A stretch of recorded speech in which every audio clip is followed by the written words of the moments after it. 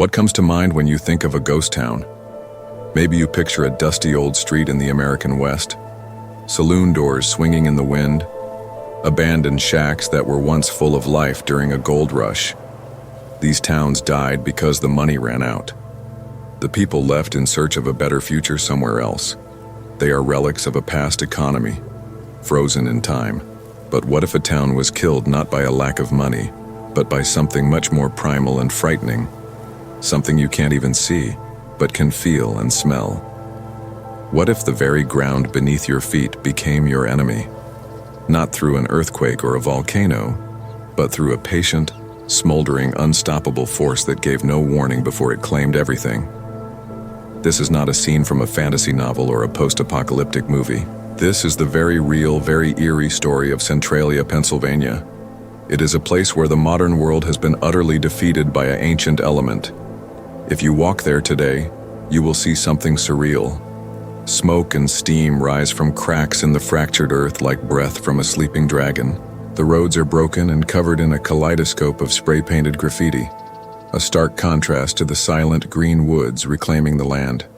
In the winter, snow avoids certain patches of ground, melting before it can even form a blanket. And if you stand still and listen, the overwhelming sound is silence, a deep, profound quiet broken only by the wind in the trees. Because almost everyone is gone. This is the story of a fire that started under the town and never stopped. A fire that was accidentally lit in 1962 and is still burning today, over 60 years later. It's a story of human error, government struggle, and the incredible power of nature. This is the mystery of the town that's been burning for more than half a century. A mystery with no solution in sight. Long before Centralia became a ghost town, it was a place of hope and hard work.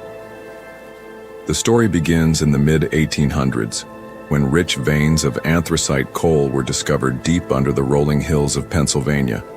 Coal was the lifeblood of America's growing industries, fueling factories, trains, and homes.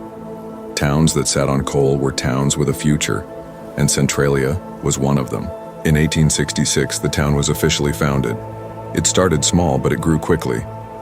Families arrived from Ireland, Ukraine, Italy, and other corners of Europe, all chasing the promise of steady work in the mines. By the late 1800s, Centralia was buzzing with life. Shops lined the streets, schools taught the children, and churches stood proudly at the center of the community. At its height, Centralia had over 2,000 residents. It may not sound large, but for a mining town tucked away in the Pennsylvania mountains, it was thriving. Coal wasn't just a job here, it was a way of life. Fathers went down into the mines, sons often followed, and the black dust of coal marked everything from clothing to buildings. But life wasn't only about work. Centralia had parades, festivals, and tight-knit neighborhoods where everyone knew each other. Kids played in the fields, local diners filled with laughter. There was a sense of belonging, a pride in the town. It was the kind of place where generations planned to stay, raise families, and pass down traditions. Coal towns, however, always carried a shadow. Mining was dangerous. Explosions, cave-ins, and gas leaks were constant threats. Yet the risks were accepted because coal meant survival. And for nearly a century, Centralia survived and grew thanks to the black rock beneath it. No one in those early days could have imagined that the very coal that gave Centralia its future would one day steal it away. The same underground wealth that kept the town alive would become its undoing. Centralia's beginnings were bright, full of promise. But under the surface, quite literally, the seeds of disaster were already waiting. And it would only take a single spark to change everything. For nearly a century, Centralia thrived on coal. But in the early 1960s, a small mistake, or perhaps a series of them, changed everything. The exact cause of the fire is still debated today, but most agree it began with something that seemed harmless at the time. Every town has trash, and Centralia was no different. On the edge of town sat a landfill, a pit used to burn garbage. In May of 1962, the local fire department set the dump ablaze, as they had done before. But this time was different. The fire did not stay in the trash heap. It spread downward, slipping into the abandoned mine tunnels that crisscrossed under Centralia like veins. At first, no one realized what had happened. A fire in a dump didn't raise alarms. It was routine. Workers even tried to put it out with bulldozers and water, believing it was just another minor blaze. But the flames had already found the perfect fuel: anthracite coal. Once coal catches fire underground, it becomes almost impossible to extinguish. Some say there were warnings before that. A miner named Clarence Mooch Kashner claimed he noticed smoke rising from the ground before the landfill fire was lit. Others argue the fire might have started even earlier, from abandoned coal seams that had been smoldering for years. But whatever the true spark was, the result was the same. Centralia's fate was sealed. By late summer of 1962, strange signs began to appear. Smoke seeped out of cracks in the earth. The ground grew unnaturally warm. The smell of burning coal drifted through the air. Still, many dismissed it. Fires happened in coal country, and most were contained. Few could imagine this one would be any different. But this was no ordinary fire. Underground, the blaze crept steadily through the old mines, spreading further with every passing week. Instead of dying down, it grew hotter, more powerful, feeding on the endless coal seams. The town had chances to act. In those early months, officials considered sealing the mines, digging trenches, or even flooding the area. But the costs seemed too high, the danger not urgent enough. The problem was pushed aside, with the hope that it might solve itself. It never did. That one decision or indecision became Centralia's turning point. What started as a simple landfill fire slipped underground and transformed into a disaster that would burn for generations. A quiet enemy was now alive beneath Centralia, and it was only a matter of time before it made its presence impossible to ignore. Once the fire slipped into the coal seams under Centralia, it became a hidden enemy. Underground coal fires don't roar like a house fire or spread like a forest blaze. They move slowly, silently, often unseen, until the damage becomes impossible to deny. Coal burns at extremely high temperatures, sometimes reaching over 1,000 degrees Fahrenheit. Underground, the fire found endless tunnels of fuel, abandoned mine shafts stretching for miles beneath Centralia. The flames crawled deeper and wider, consuming the very foundation of the town. At first, residents thought little of it. A little smoke rising from the ground. Strange, yes, but not terrifying. A patch of earth that felt unusually warm. Odd, but not urgent. People went on with their daily lives, never realizing the danger creeping below. But as the years passed, the fire made its presence felt in disturbing ways. Thick smoke and noxious gases seeped from cracks in the ground, sometimes drifting straight into backyards and basements. The smell of burning coal became a part of the town's air, a constant reminder that something unnatural was happening below. Then came the heat. Certain patches of land grew so hot that snow would melt the moment it touched the ground. In winter, steam rose from the hillsides, giving the illusion that the earth itself was alive and breathing. Asphalt softened, gardens withered, the soil could not be trusted. By the 1970s, the danger was undeniable. Streets began to split open as the fire hollowed out the ground beneath them. Sinkholes appeared without warning, swallowing trees, fences, and anything unlucky enough to stand in their path. The most famous incident came in 1981, when a 12-year-old boy named Todd Domboski was walking in his grandmother's backyard. Suddenly, the ground gave way, and a sinkhole opened beneath his feet. He clung to the roots of a tree as smoke and hot gas poured out of the hole, threatening to suffocate him. Todd was rescued just in time, but the message was clear. Centralia was no longer safe. Residents grew fearful. What had started as a background problem had become a nightmare. Poisonous gases like carbon monoxide leaked into homes, creating invisible risks of sickness and death. Cracks in the highways forced road closures. The land itself seemed unstable, alive with danger. The fire was no longer an underground rumor. It was now a visible, destructive force tearing Centralia apart, and it was spreading faster than anyone had expected. The townspeople looked for answers. They turned to officials begging for action, desperate for a solution.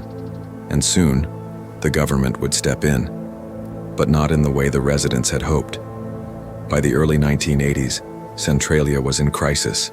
Smoke seeped through the ground, streets buckled and cracked, and residents were living with the constant fear of poisonous gases or sudden sinkholes. The underground fire, once ignored, could no longer be denied.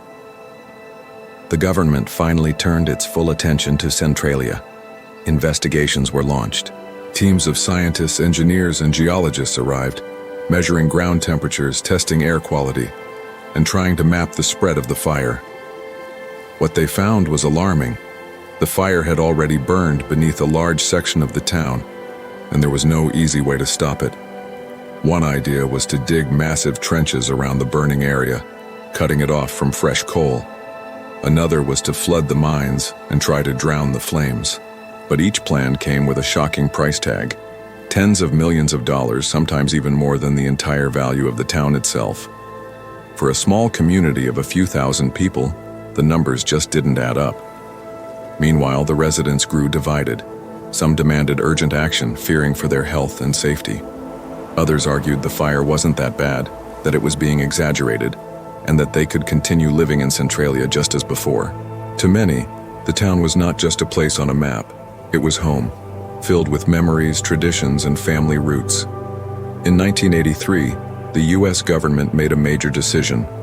Instead of spending hundreds of millions trying to put the fire out, they would relocate the people. Using federal funds, the government offered buyouts to residents, giving them money to move and start over elsewhere. For some, it was a relief. They accepted the offer, packed up their lives, and left behind the smoldering ruins. But for others, it felt like a betrayal. They didn't want to abandon their homes. They didn't want to watch bulldozers tear down their neighborhoods. They wanted Centralia to survive, no matter how dangerous it seemed. Over the next decade, families moved out one by one. Schools closed, businesses shut down, churches lost their congregations. Entire blocks stood empty, slowly swallowed by weeds and silence. The government had stepped in, but instead of saving the town, it was erasing it. The fire was still burning. Centralia was still collapsing. And yet the people who remained were determined to fight for their place in it. The stage was now set for a heartbreaking transformation. Centralia, once alive with families and coal miners, was becoming a ghost town. The decision to relocate Centralia's residents marked the beginning of the end. What had once been a vibrant coal mining town was now on a slow march toward emptiness. One by one, families accepted government buyouts and moved away. For many, it was heartbreaking. Their houses weren't just structures. They were homes filled with family photos, laughter, and memories passed down through generations. Some had lived in Centralia their entire lives. To leave was to tear away a piece of themselves. Bulldozers soon followed. Once a family moved out, their home was often demolished to prevent trespassers and reduce safety risks. Streets that had been filled with children playing and neighbors chatting became lined with empty lots and crumbling foundations. The silence was unsettling. The town's landmarks disappeared too. Businesses that once served the community closed their doors. The grocery store, the diners, the shops that had supplied miners with gear, gone. Schools shut down as the student population shrank to almost nothing. Churches, once filled with singing voices on Sunday mornings, saw their congregations vanish until the doors finally closed. By the 1990s, Centralia was nearly unrecognizable. Nature began to reclaim what people had abandoned. Grass and weeds pushed through cracked sidewalks. Trees grew where houses once stood. The main roads, broken and warped by the fire below, became eerie pathways leading to nowhere. Perhaps the most haunting part was the atmosphere itself. Smoke still drifted from the ground, rising from hidden vents in the earth. The smell of sulfur and burning coal lingered in the air. The ground was unstable, with patches that could collapse at any moment. To walk through Centralia was to feel like you were standing in the aftermath of a disaster that never truly ended. Yet despite the danger, not everyone left. A small group of residents refused the government buyouts. They watched as their neighbors disappeared, their schools shut down, their town erased from maps. And still, they stayed. For them, Centralia wasn't just a piece of land, it was their identity. Lawsuits followed, as the remaining residents fought to keep their homes. They argued that the risks were exaggerated, that the fire hadn't destroyed their houses, and that they had a right to live where they chose. The government, however, saw things differently. Officials condemned the remaining properties, and battles in court dragged on for years. By the early 2000s, Centralia had transformed into something almost surreal. A town without a zip code, streets without houses, land filled with the ghostly echoes of lives that had been uprooted. The U.S. Census recorded only a handful of residents. What had once been a community of thousands was now reduced to fewer than a dozen stubborn holdouts. Centralia had gone from being a coal mining hub to one of the strangest ghost towns in America. But for the few who stayed, life in Centralia wasn't just about survival. It became a fight to hold on to their identity, their homes, and their memories, even as the world moved on without them. If you've made it this far, you clearly love uncovering dark secrets. Give this video a like, it helps more curious minds discover the mystery of Centralia. As Centralia emptied out, a strange question hung in the air. Why would anyone stay? With homes condemned, businesses gone, and danger all around, most saw no reason to remain. But for a small group of residents, leaving was simply not an option. These were the holdouts, people who refused to abandon their land, their homes, and their memories. For them, Centralia wasn't just a place on a map. It was a lifetime of history. It was where they had raised children, buried loved ones, and built lives. To walk away felt like surrendering their very identity. Many argued that the fire wasn't as dangerous as officials claimed. Yes, smoke seeped from the ground. Yes, the streets were cracked and unstable in some areas, but not every house was directly above the burning coal. Some residents believed the government had exaggerated the danger, using fear as a tool to seize the land cheaply. Court battles stretched on for years. The remaining residents fought hard, demanding the right to stay in their homes. They won small victories along the way, but the government continued to condemn properties, slowly dismantling what was left of the town. Life for the holdouts became unusual, almost surreal. Imagine living in a neighborhood where most of the houses are gone, where silence fills the streets once alive with laughter, and where your nearest neighbor might be blocks away. Nights were eerily quiet, broken only by the hiss of smoke rising from underground vents. Street signs still stood, but they pointed to emptiness. Despite it all, the holdouts kept their routines. They mowed lawns, decorated porches, and tended gardens as if Centralia were still whole. Visitors who came through the town often found it strange, a handful of houses standing like lonely islands in a sea of abandoned land. Eventually, after years of legal disputes, an agreement was reached. In 2013, Pennsylvania officials allowed the last residents to remain in their homes for the rest of their lives. Once they passed away, however, the properties would officially belong to the state. This compromise gave the holdouts peace of mind, but it also marked the end of an era. Centralia was no longer a town in the traditional sense. It was a collection of memories, preserved only by the few who refused to let go. These last residents became symbols of defiance and loyalty. Their presence was a reminder that Centralia wasn't just a story of fire and destruction. It was also a story of resilience, of people determined to hold on to home even as the world called it hopeless. Today, Centralia is unlike any other place in America. Technically, it still exists on the map, but when you arrive, you quickly realize it's no ordinary town. Instead of rows of homes and busy streets, you find emptiness. Grass and trees cover lots where houses once stood. Roads lead to nowhere, and scattered in between are just a few houses, stubbornly standing against time. Walking through Centralia feels unsettling. The silence is heavy. There are no schools, no stores, no gas stations, no post office. The town's zip code was officially removed in 2002, erasing Centralia from postal records. For most outsiders, it doesn't feel like a town at all, more like an abandoned stage where life once played out. But there are reminders that something is still happening beneath the surface. On certain days, wisps of smoke rise from cracks in the ground. The smell of sulfur lingers faintly in the air. The soil is warm to the touch in places, a reminder that the fire is still alive below. Though mostly hidden, it hasn't gone away. Experts believe it could continue burning for another 200 years or more. One of the strangest landmarks of modern Centralia was the Graffiti Highway. This was a stretch of the old Route 61 that had buckled and cracked from the fire's heat. In time, it became covered with layers of colorful graffiti, names, drawings, and messages left by visitors. For years, it was one of the most popular attractions, drawing curious travelers and urban explorers. But in 2020, the road was covered with dirt to discourage trespassing, erasing one of the last visible symbols of Centralia's underground fire. Even without the highway, people still visit. Tourists, photographers, and thrill-seekers come to see the ghost town for themselves. Some want to witness the eerie atmosphere.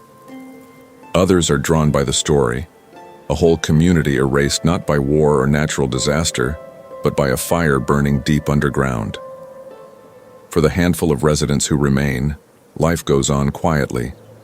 They tend to their homes while strangers drive by, often snapping photos from the road. To them, Centralia isn't a curiosity, it's simply home. In many ways, Centralia has become two things at once: a living reminder of its people's resilience, and a haunting monument to what happens when disaster is ignored. As Centralia transformed from a town into a ghostly shell, its story began to take on a life of its own. The image of smoke rising from the ground, empty streets, and a fire that never dies captured the imagination of people far beyond Pennsylvania. Soon, Centralia wasn't just a place. It became a legend. Rumors spread of haunted streets and cursed land. Visitors spoke of hearing strange noises at night or seeing ghostly figures through the fog of smoke. While much of it was exaggeration, the eerie silence of Centralia made it easy for ghost stories to grow. To many, it felt like the earth itself was alive, breathing out smoke from deep underground. But it wasn't just storytellers and thrill-seekers who noticed Centralia. Pop culture came knocking. One of the most famous connections is to the Silent Hill franchise. The creators of the video game, and later the movie, were inspired by Centralia's haunting atmosphere. The cracked streets, the mist, and the sense of a town trapped between life and death. Though the storylines are fictional, the ghostly town in Silent Hill carries Centralia's DNA. Books, documentaries, and television specials also picked up the story. Centralia became the subject of countless features about abandoned places and strange disasters. Each retelling added to its mystique, often blurring the line between fact and fiction. Tourists brought their own layer of myth. As they visited, many left behind graffiti, photos, and videos online, creating an aura of mystery that spread across social media. Some claimed to feel uneasy when walking through the town, as if the ground itself was warning them. Others insisted Centralia was cursed, pointing to the fact that its destruction began with fire, a symbol of both creation and ruin. In truth, Centralia is not cursed. It is a tragic reminder of human error, bad timing, and missed opportunities. But myths and pop culture ensured its story would never be forgotten. Today, Centralia exists in two worlds: the real one, where only a few residents remain, and the imagined one, where it has become a backdrop for ghost stories, horror films, and dark inspiration. Centralia's fire is not just unusual, it is nearly unstoppable. Unlike a house fire that can be sprayed with water or a forest fire that can be contained with barriers, an underground coal fire operates on a different level. It burns deep beneath the earth, hidden in old mine shafts and coal seams that stretch for miles. Coal is an incredibly strong fuel. Once ignited, it can burn for decades, even centuries, as long as it has oxygen to feed it. In Centralia's case, the abandoned mines created perfect tunnels for the fire to travel, allowing fresh air to flow in and flames to move outward. Sealing every pathway would require enormous effort and billions of dollars, far more than the small town was worth. Over the years, experts tried to study the fire and predict how long it might last. Their estimates were chilling. Some said the fire could keep burning for another 200 years or more, slowly spreading underground long after Centralia itself is forgotten. That's the eerie truth. The fire is still alive today. It moves quietly, almost invisibly beneath hills and forests, its exact size and direction difficult to track. It doesn't roar like a visible inferno, but its presence is undeniable. In the smoke, the cracks, and the lingering heat. Centralia has become a symbol of how nature, once set in motion, can defy human control. The same coal that built the town and fueled its prosperity now burns endlessly, a reminder of mistakes made and chances missed. And unless something extraordinary happens, the fire will outlive everyone who remembers Centralia, a ghost that refuses to die. Centralia is no longer just a town, it is a warning, a symbol of how quickly a thriving community can vanish when disaster strikes, and when human decisions fail to stop it. What began as a small trash fire in 1962 turned into one of the longest burning environmental disasters in U.S. history. Generations have come and gone, yet the flames beneath the ground continue to smolder. Streets remain cracked, houses are gone, and the once bustling community has been reduced to silence. But Centralia is not only about tragedy, it also leaves us with questions. How do we balance progress with caution? How do we prevent short-term mistakes from becoming long-term nightmares? And what responsibility do we have to the land we depend on? When you look at Centralia, you see more than an abandoned town. You see the fragility of human settlements, the power of nature, and the consequences of ignoring warnings. You see how something as simple as fire, something we use every day for warmth and light, can become a destructive force that outlives us all. Today, Centralia stands as both a ghost and a teacher. Its story is whispered through the smoke that still seeps from the earth, reminding us that some wounds never fully heal. And maybe that is Centralia's true legacy, not the burning coal, not the empty streets, but the lesson that even the smallest spark can change the course of history forever. If you enjoy the video, make sure you subscribe to our channel and hit the bell icon so you'll never miss another mystery as chilling as this one.